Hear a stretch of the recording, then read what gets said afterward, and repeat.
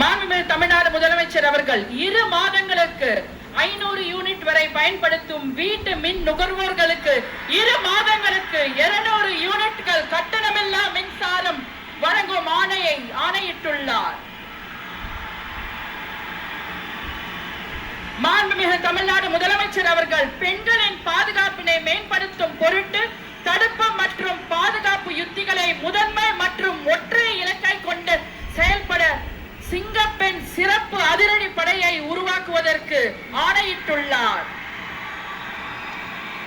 தமிழ்நாட்டில் போதைப் பொருட்கள் தொடர்பான குற்றங்களை கண்டுபிடித்து கடுமையான நடவடிக்கைகளை எடுக்கும் பொருட்டு அனைத்து மாநகரம் மற்றும் மாவட்டங்களில் போதைப் பொருட்கள் தடுப்பு படை அலகுகளை உருவாக்குவதை குறித்து ஆணையிட்டுள்ளார் மாண்புமிகு தமிழ்நாடு முதலமைச்சர் அவர்கள்.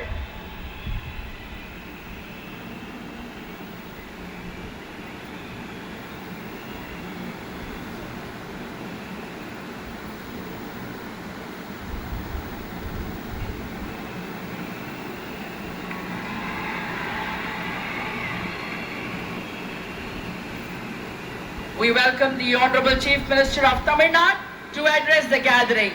மாண்புமிகு தமிழ்நாடு முதலமைச்சர் அவர்கள் உங்கள் முன்னால் உரையாற்றுவார்.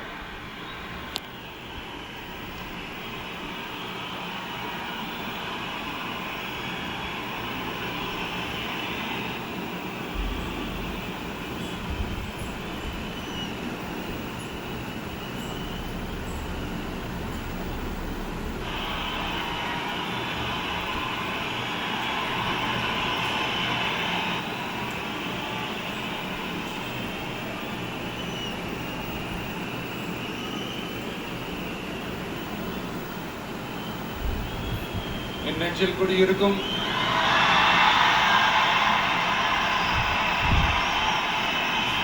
உங்கள் அனைவருக்கும் என்னுடைய வணக்கம். வணக்கம் வணக்கம்.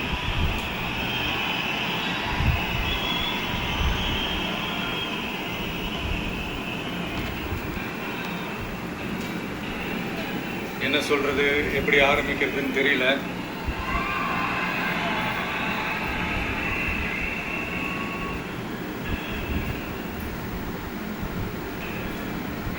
சினிமாவில் எப்படியாவது கஷ்டப்பட்டு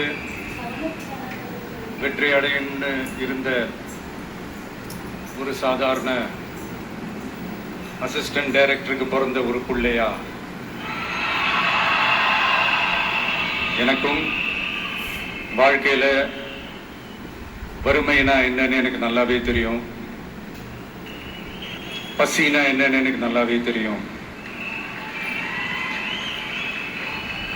நான் ஒன்றும் பெரிய மன்னர் பரம்பரையிலிருந்துலாம் வந்துடல.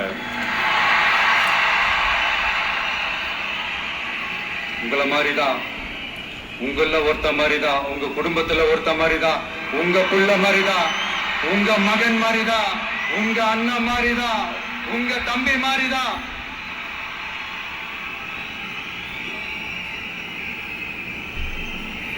அப்படிதான் நான் உணர்றேன். நீங்களும் என்ன அப்படி நினைச்சதுனாலதான் சினிமாவில் எனக்கு ஒரு மிகப்பெரிய ஒரு இடத்த ஒண்ணு கொடுத்தீங்க. அதையெல்லாம் விட்டுட்டு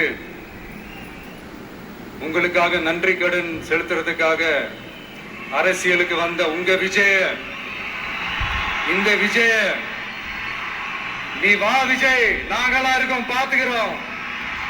விஜய் தம்பி நீ வா, நாங்க இருக்கோம். விஜி தம்பி நீ வா, நாங்க இருக்கோம். அண்ணா நீ வாடா, நாங்களா இருக்கோம். நண்பா நீ வா நண்பா, நாங்களா இருக்கோம் சொல்லி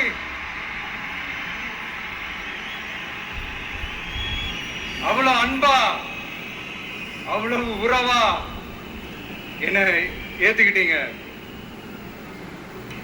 இந்த நேரத்துல இதை நான் சொல்லணும். இந்த டிராவல்ல, இந்த ப்ராசஸ்ல எனக்கு எவ்வளவோ கஷ்டங்கள், எனக்கு எவ்வளவோ அந்த அவமானப்படுத்தினதெல்லாம் ஒரு பக்கம் இருந்தாலும் எனக்காக கூட நின்ன உங்களுக்கும் அதே மாதிரி கஷ்டங்கள், அதே மாதிரி அவமானங்கள், அதையெல்லாம் நீங்க பெருசா எடுத்துக்காம, அதையெல்லாம் நீங்க பொருட்டாவே எடுத்துக்காம என்னோட வலிகளை, என்னோட வேதனைகளை உங்களோட தான் நினைச்சு என் கூடவே நின்னு இன்னைக்கு சி ஜோசப் விஜய் எனும் நான்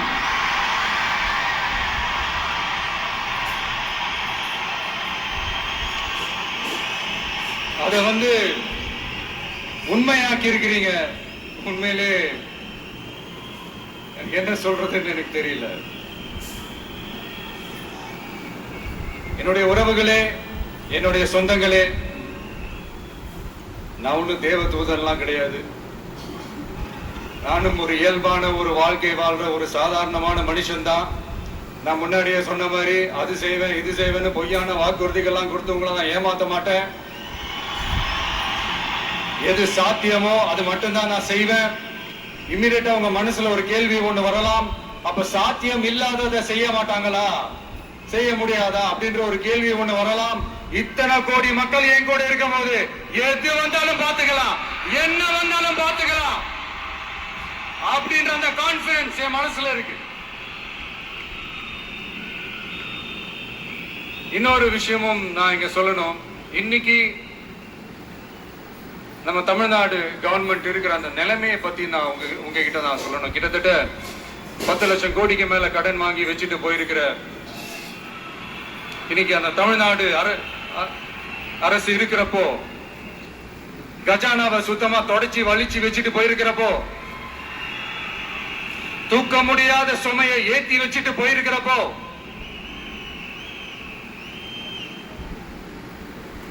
அப்படிப்பட்ட ஒரு நிலைமையில தான் இந்த பொறுப்பை நம்ம கையில எடுத்திருக்கிறோம். உடனே நீங்க நினைக்கலாம், என்னடா இவர் ஏதோ பொறி வச்சு பேசுறாரு அப்படின்ட்டு. அப்படிலாம் எதுவுமே கிடையாது. உள்ள போய் பார்த்தாதான் தெரியும் எது எந்த நிலைமையில இருக்குன்னு, என்ன இருக்கு என்ன இல்ல, எது எந்த நிலைமையில இருக்கு எது எந்த நிலைமையில இல்ல.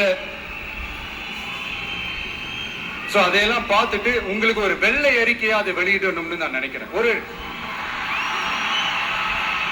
ஒரு டிரான்ஸ்பரண்டான ஒரு கவர்மெண்டா, அதாவது இன்னைக்கு நம்ம தமிழ்நாடு கவர்மெண்ட் இந்த நிலைமையில தான் இருக்கு அப்படின்றத உங்ககிட்ட சொல்லிட்டு I just want to take it forward from there. அதுதான் நான் முதல்ல செய்யணும்னு நினைக்கிறேன். தமிழ்நாடு பொறுத்த வரைக்கும் யாரையாவது போய் ஏதாவது சந்திக்கணும் அப்படின்னா இந்த மூஞ்ச மூடிக்கிட்டு போய் சந்திக்கிறதோ,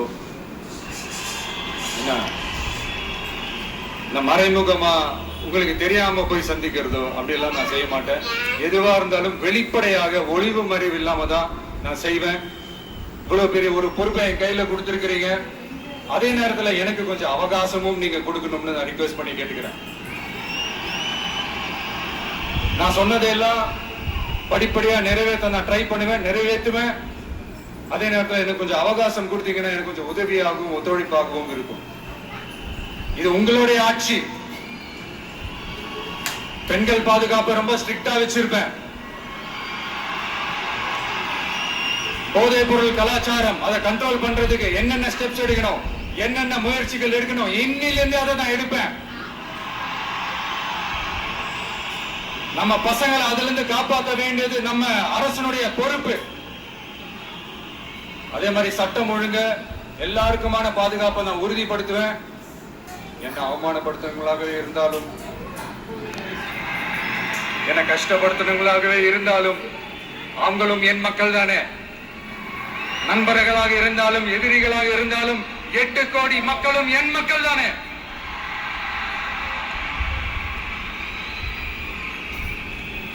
அது மாதிரி இந்த அடிப்படை விஷயங்கள், கல்வி, ரேஷன், மருத்துவம், குடிநீர், சாலை வசதி, பஸ் வசதி, இந்த மாதிரி விஷயங்கள்ல தான் என்னுடைய முதல் கவனம் செலுத்தணும்னு எனக்கு தோணுது. நான் முன்னாடியே சொன்ன மாதிரி மக்கள் பணத்துல இருந்து ஒரு பைசா கூட நான் தொட மாட்டேன். எனக்கு அது அவசியமும் இல்லை. அது உங்களுக்கு நல்லாவே தெரியும். இந்த விஜய் தப்பு பண்ண மாட்டான், தப்பு பண்ணவும் விட மாட்டான். அது யாராக இருந்தாலும் சரி, என்னோட கவர்மெண்ட்ல என் கூடவே இருக்கிறவங்களாகவும் சரி, விட மாட்டான். சப்போஸ் யாருக்காவது அப்படி ஒரு எண்ணம் மனசுல இருந்துச்சுன்னா நம்ம ஜெயிச்சுட்டோம், ஒரு ஆட்டம் ஆடி பார்க்கலாம்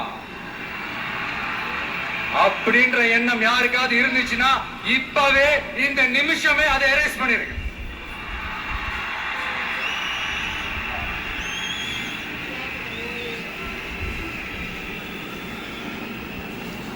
இங்க ஒரே சென்டர் தான், என் தலைமையில் உண்டான சென்டர்.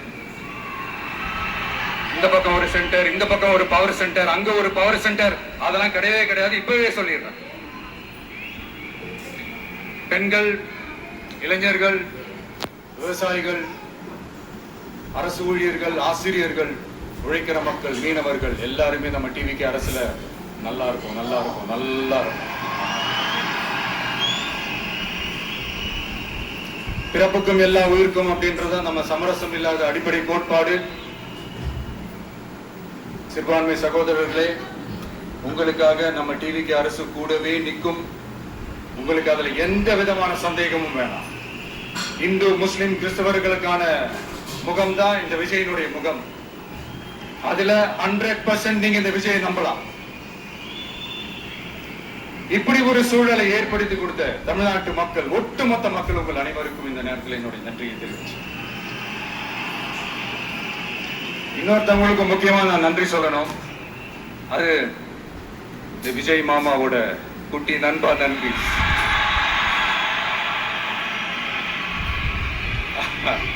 அவங்களாலதான் இது நடந்திருக்கு. உங்களுக்கு எப்படி நன்றி கடன் செய்யணும்? உங்களுக்காக உங்க ஃபியூச்சரை மைண்ட்ல வச்சுக்கிட்டு எல்லா நல்ல விஷயங்களையும் உங்களுக்காக இந்த விஜய் மாமா செஞ்சு கொடுப்பான். கான்பிடண்டா இருங்க. அதே மாதிரி இன்னொருத்தவங்களுக்கும் நான் முக்கியமா நன்றி சொல்லணும். உங்களை எப்படி நான் மறப்பேன்? நீங்க தான் என்னோட உயிராச்சு. தமிழக வெற்றி கழக தோழர்களே,